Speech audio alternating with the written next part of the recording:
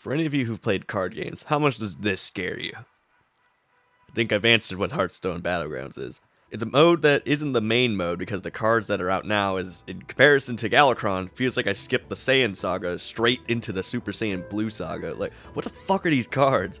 I remember when 2 6/6 rushes that you had to build up was the meta, and now we just get that, 10 health, and still have enough to play another card. Not only that, but I had to gotcha, these aren't the type of JPEGs that I simp for. They removed that like 7 years ago. Luckily this mode is completely free and I still get the other bullshit without the same amount of bullshit RNG, just slightly less, as well as I get to participate in cockfighting, my favorite pastime. But instead I get points instead of money, so it's slightly less illegal. You could go alone or with the boys, but I'll get into the second one later. In Battlegrounds you start off with 3 gold and minions for hire, just like me, hit me up. I can take 10 guys at least in a fight. You can use this gold to hire minions to hopefully keep you alive enough so you can actually get something going. In each fight, minions hit a random target unless some are slightly more annoying than others, which means they are targeted first. Otherwise, it's completely random and they will never hit the Titus, even though, oh god, there's more of them. Please kill the Titus. Go for the Titus, you fuckers! I understand why the villain never treats their minions well now. Every turn you get an extra gold up to 10, and if you don't like what's there, or there's Quillbore, and you would accept genocide if they were the victim, you can refresh using gold to try and get something you do want.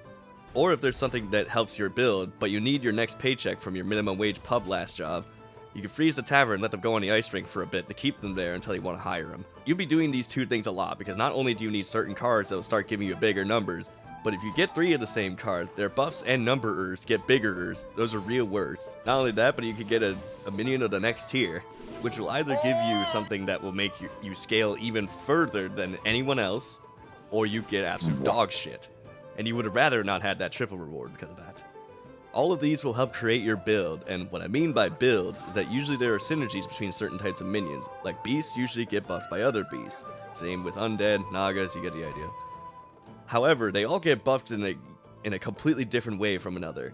Like with elementals, you want to be like a monopolistic business, where if you hired people that aren't good enough, you fire the old ones and just hire better ones.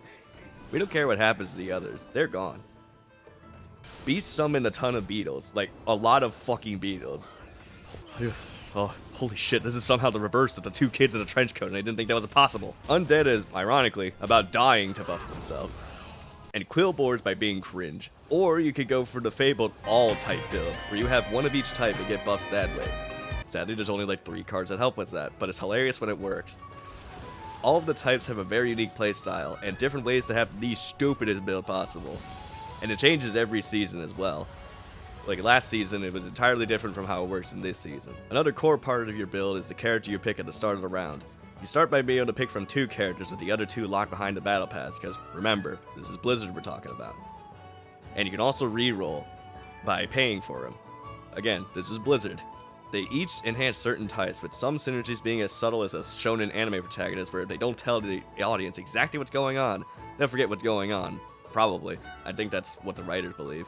Some are actually subtle, like you wouldn't figure out how this guy would synergize with this specific spell until it happens, and then never get him again because it's random.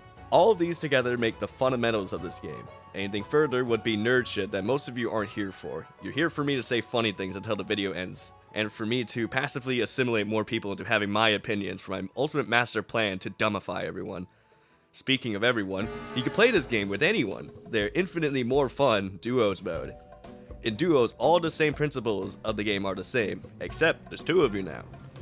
It could be your friend or someone who has the same mental capacity as you do, given by the brain cell counter in the top right. There are a few changes to the normal game, like being able to tell your friend about the new website X, I want this card for you, or a DC, or the League of Legends ping, my personal favorite. Some cards are duo specific, and all the cards that are in your hand can be passed to your friend for gold, so now you have 2 boards to not get the triple you need.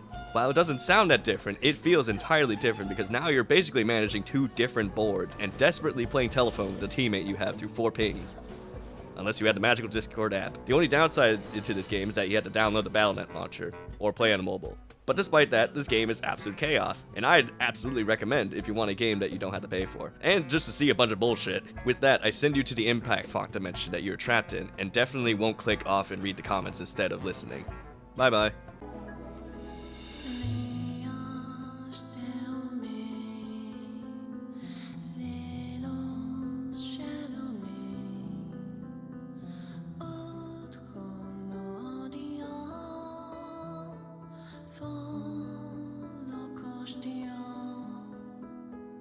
There